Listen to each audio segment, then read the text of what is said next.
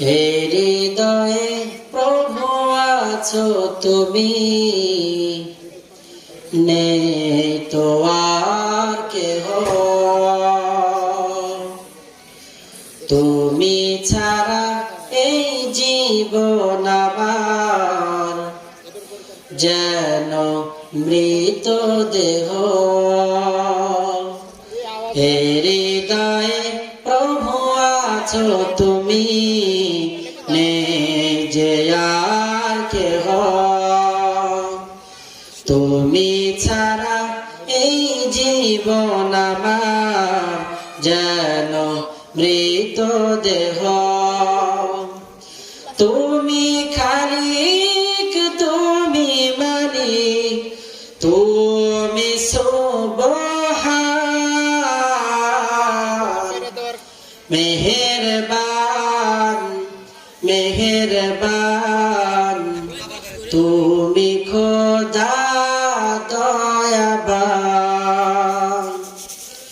তোমায় ডাকি প্রভু আমি মাধুরী সুরে, দাও না দেখা ও গো প্রভু তুমি আমারে, কবুল করো আরাধনা তুমি সুবহান, মেহেরবান মেহেরবান, তুমি খোদা দয়াবান। আলহামদুলিল্লাহ, জামিয়া ইসলামিয়া আহকামুল কোরআন মাদ্রাসা প্রাঙ্গণ, ভদ্রপাড়া আর.ডি. শেরপুর বগুড়ার উদ্যোগে আজকের এই ইসাল সব সভা, আল্লাহ পাক মাহফিলকে শেষ পর্যন্ত নিরাপত্তার সহিত কবুল করুন সকলেই বলে আমিন। আজকের এই মাহফিল অক্লান্ত পরিশ্রম করে যারাই সাজিয়েছেন, আল্লাহ পাক সকলের সকল শ্রমকে জান্নাতের বিনিময়ে কবুল করুন সকলেই বলে আমিন। মুহতারাম মুআজ্জাজ হাজিরিন, আমি কোরআন থেকে একটি আয়াতে কারিমা তেলাওয়াত করেছি। আয়াতের মধ্যে আল্লাহ পাক রব্বুল আলামিন বলেন,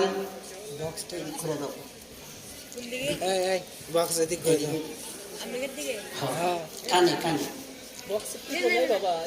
আল্লাহ রব্বুল আলামিন বলেন, وَمَنْ أَحْسَنُ قَوْلًا مِّمَّنْ دَعَا إِلَى اللَّهِ।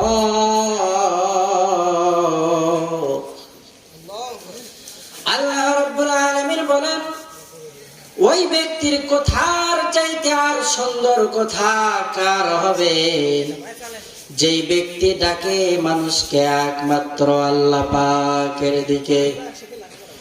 আল্লাহ রাব্বুল আলামিন আয়াতের মধ্যে বলেন, আমার ভাইরা ভালো করে খেয়াল করতে হবে, ওয়ামান আহসানু কওলাম মিম্মান দাআ ইলাল্লাহ, ওই ব্যক্তির চাইতে সুন্দর কথা আর কাউর হতে পারে না, যেই ব্যক্তি মানুষকে ডাকে একমাত্র আল্লাহ পাকের দিকে। কার দিকে?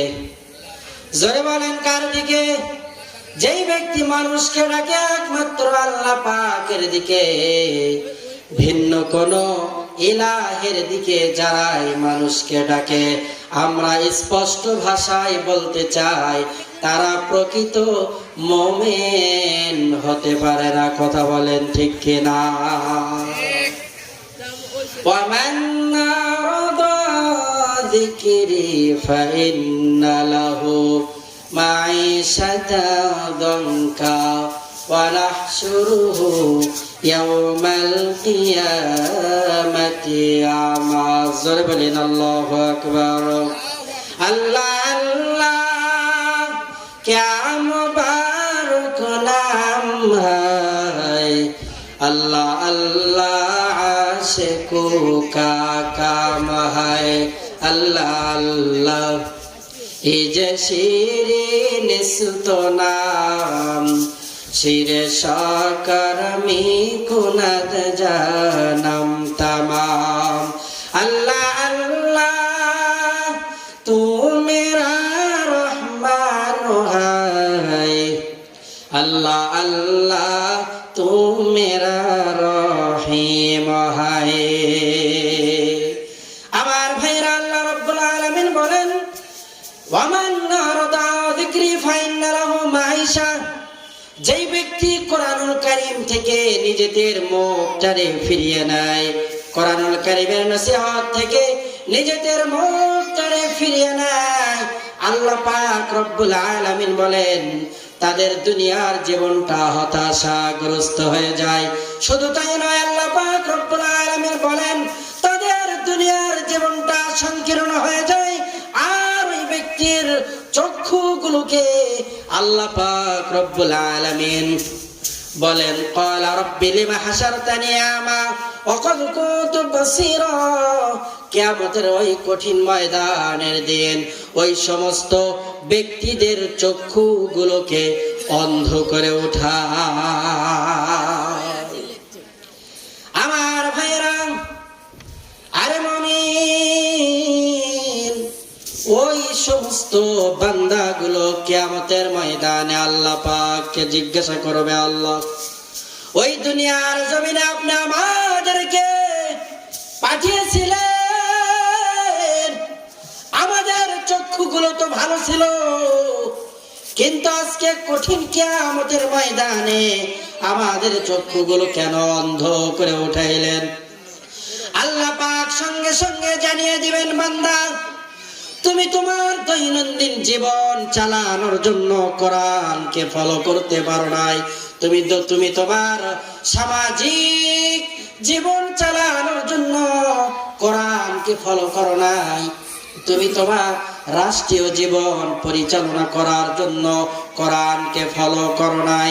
এই জন্য আমি রব তোমাদের চক্ষুগুলোকে আজকে কঠিন কিয়ামতের ময়দানে অন্ধ বানাইয়া উঠিয়েছি।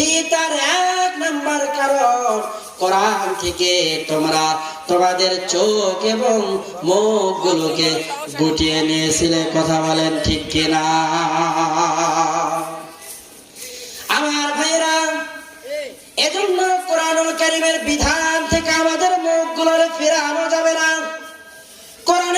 কোরআনুল কারীমের আহকাম অনুযায়ী যদি আমার এই জমিনে যদি কোরআনুল কারীম অনুযায়ী শাসন করা হতো, যদি কোরআনী বিধান দিয়ে রাষ্ট্র পরিচালনা করা হতো, যদি কোরআনী বিধান দিয়ে সমাজ পরিচালনা করা হতো, যদি কোরআনী বিধান দিয়ে পরিবার পরিচালনা করা হতো, তাহলে কারো পরিবারের মধ্যে, রাষ্ট্রের মধ্যে অশান্তি থাকতো না। কথা বলেন ঠিক কিনা? বড় দুঃখজনক হলেও সত্য যে কোরআনী বিধান আমার দেশে রাষ্ট্রীয় ভাবে কায়েম নেই। বিধান আজকে আল্লাহ পাকের কথা নিয়ে অরুচিকর মন্তব্য করে। কথা বলেন ঠিক কিনা? সে যে কেউ হোক না কেন, সে বাউল হোক আর ফাউল হোক, সে যে কেউ হোক না কেন, যে ব্যক্তি আল্লাহ পাকের বিপক্ষে, আমরা মুসলমান হিসেবে আমরা তার বিপক্ষে।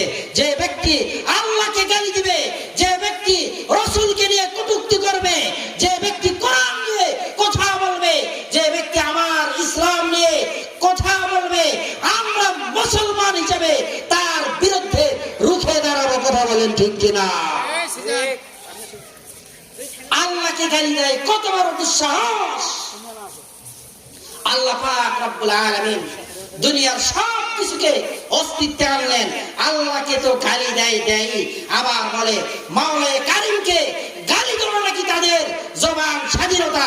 তাহলে আমরা স্পষ্ট ভাষায় বলতে চাই, তোমার দেহ থেকে কাল্লাটাকে আলাদা করে দেওয়া আমাদের হাত স্বাধীনতা। কথা বলেন ঠিক কিনা? আমার ভাইরা, আল্লাহ রাব্বুল আলামিন বলেন, আমি মানুষ দুনিয়াতে পাঠাই নাই, তবে কেন পাঠিয়েছি? আমি মানুষকে আমার দাসত্ব, গোলামি আর ইবাদত বন্দেগী করার জন্য পাঠিয়েছি।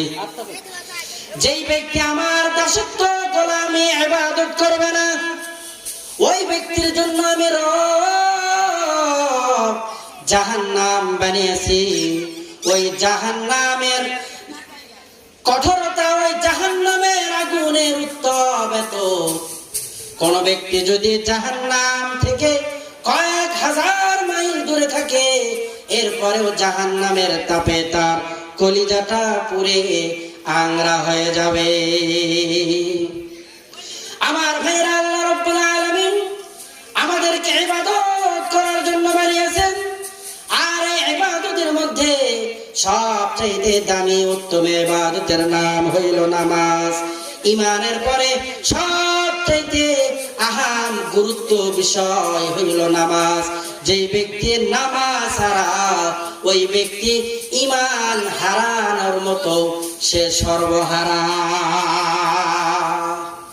যে ব্যক্তি ঈমান হারা সে সর্বহারা, এবং যে ব্যক্তি নামাজ হারা ওই ব্যক্তিও সর্বহারা। কেমন সর্বহারা? আল্লাহর হাবিব জনাবে মুহাম্মদুর রাসূলুল্লাহ সাল্লাল্লাহু তাআলা আলাইহি ওয়াসাল্লাম হাদিসের মধ্যে বলেন, কোন ব্যক্তির যদি দুনিয়াতে থাকার সমস্ত সম্পদগুলো, বাড়ি গাড়ি সহ জায়গা জমিন সব কিছু যদি আগুন লেগে পুড়িয়ে দেওয়া হয় বা পুড়িয়ে যায়, তাহলে ওই ব্যক্তি কতটুকুন ক্ষতির মধ্যে পড়বে? অতটুকুন ক্ষতির মধ্যেও ওর চাইতে বেশি ক্ষতির মধ্যে পড়বে বান্দা যদি কোন ব্যক্তি ইচ্ছাকৃত ভাবে এক ওয়াক্ত নামাজ কাজা করে।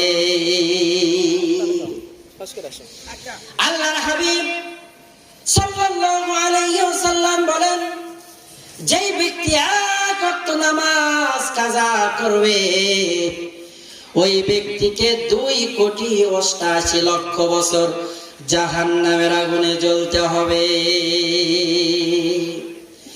এজন্য আমার আল্লাহ পাক আমার হাবিবকে বড় ভালোবাসে। আমার হাবিবের উম্মত আমরা, আখিরি জামানার পয়গম্বরের উম্মতকে আল্লাহ পাক বড় ভালোবাসেন। অন্য নবীদের ইবাদত করার জন্য নির্দিষ্ট জায়গা ছিল, কিন্তু আমার নবীর উম্মতের ইবাদত করার নির্দিষ্ট কোনো জায়গা নাই। আল্লাহ পাক আমার নবীর উম্মতের জন্য তথা আমাদের জন্য পুরা দুনিয়াটাই মসজিদের হুকুমে বানিয়ে দিয়েছেন। শুধু ওয়াজুদাস রহমাতাল লিল আলামিন মসজিদে ও সুধা মারু এ জমিন। আমার ভাইরা, যেখানে আযানের আওয়াজ কানের মধ্যে ঢুকবে, মসজিদের পাশে আসি তো আমাকে মসজিদে গিয়ে নামাজ আদায় করতে হবে। আর যদি মসজিদ থেকে বহু দূর থাকে, তাহলে সেখানে ওযুটা বানাইয়া কাঁধে থেকে গামছাটা বিছাইয়া জমিনের মধ্যে সেজদায় পড়তে হবে। যেই ব্যক্তি মসজিদে নামাজ আদায় করে, ওই ব্যক্তিকে 25 গুণ বেশি সওয়াব দান করা হয় বাড়িতে নামাজ আদায় করার চাইতে। আবার যে ব্যক্তি পাঞ্জেগানা মসজিদের চাইতে জুমার মসজিদে গিয়ে নামাজ আদায় করে, তার আমল নামায় 1 রাকাত নামাজের বিনিময়ে 500 রাকাত নামাজ, 50 রাকাত নামাজের সওয়াব তার আমল নামায় দেওয়া হয়। আবার যে ব্যক্তি মসজিদ আকসা, মদিনার মসজিদ, মসজিদ নববীতে নামাজ আদায় করে, ওই ব্যক্তির আমল নামার মধ্যে আল্লাহ পাক রব্বুল আলামিন 50,000 রাকাত নামাজের সওয়াব দান করে। আবার যে ব্যক্তি মসজিদ হারামের মধ্যে 1 ওয়াক্ত নামাজ আদায় করবে, আল্লাহ পাক রব্বুল আলামিন ওই ব্যক্তির আমল নামার মধ্যে 1 রাকাত নামাজের বিনিময়ে 1 লক্ষ রাকাত নামাজ আদায়ের সওয়াব দান করবে। এজন্য আমার ভাইরা, ইবাদতের মধ্যে সর্বোত্তম ইবাদত হইল নামাজ। যেই ব্যক্তি ইচ্ছাকৃতভাবে নামাজ কাজা করলো, সেই ব্যক্তি 2,88,00,000 বছর আল্লাহ পাকের বহুবিধ আযাবের স্থান জাহান্নামের মধ্যে সে পতিত হয়ে যাবে। আল্লাহ পাকের হাবিব বলেছেন, মিফতাহুল জান্নাতিস সালাহ, নামাজ হলো জান্নাতের চাবি। যেই ব্যক্তির কাছে নামাজ নেই, সেই ব্যক্তির কাছে জান্নাতের চাবি নেই। যে ব্যক্তির কাছে জান্নাতের চাবি নেই, ওই ব্যক্তির কাছে জান্নাতও নেই, জান্নাতে সেই ব্যক্তি ঢুকতেও পারবে না। আল্লাহর হাবিব সাল্লাল্লাহু আলাইহি ওয়াসাল্লাম বলেন, যেই ব্যক্তি নামাজের ব্যাপারে যত্নবান হয়ে যাবে, আল্লাহ রাব্বুল আলামিন বলেছেন, আকিমুস সালাহ ওয়া আতুজ যাকাত। আল্লাহ পাক মহাগ্রন্থ পবিত্র কোরআনুল কারীমের মধ্যে সর্বপ্রথম যেই দাওয়াতটা দিয়েছেন, ওই দাওয়াতের নাম হইল ঈমানের দাওয়াত। এরপরে আল্লাহ পাক যেই আমলের কথা বলেছেন, সেই আমলটার নাম হইল নামাজ। যেই ব্যক্তি নামাজ আদায় করবে না, ওই ব্যক্তির জাহান্নাম ছাড়া কোনো উপায় নাই। কথা বলেন ঠিক কিনা? এজন্য মুহতারাম ভাইও, আমরা সকলেই নামাজের ব্যাপারে খুব যত্নবান হই। আল্লাহ পাক যেন আমাদেরকে 5 ওয়াক্ত নামাজ বা জামাত মসজিদে এসে আদায় করার মতো তৌফিক দান করেন। ওয়া মা তৌফিক ইল্লা বিল্লাহ। আসসালামু আলাইকুম ওয়া রাহমাতুল্লাহি ওয়া বারাকাতুহু।